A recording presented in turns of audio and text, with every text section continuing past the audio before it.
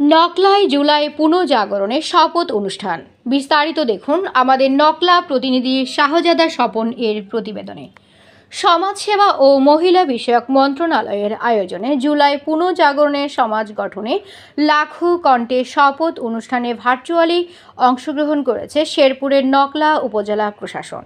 শনিবার ২৬ জুলাই সকাল ৯:৩০টায় উপজেলা পরিষদের হলরুম থেকে এই কর্মসূচিতে অংশগ্রহণ করা হয়। অনুষ্ঠানের শুরুতে ভার্চুয়ালের মাধ্যমে জাতীয় পর্যায়ের শপথসহ বিভিন্ন অনুষ্ঠানে অংশ নেওয়া হয়।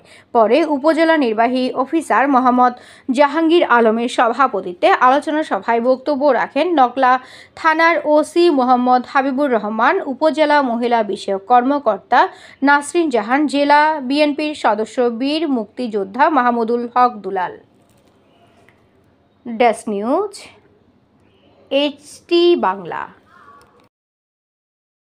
Million offer Walton fridge, TV, washing machine ও বিএলডিসি ফ্যান কিনে পেতে পারেন 20 লক্ষ টাকা। রয়েছে কোটি কোটি টাকার নিশ্চিত উপহার।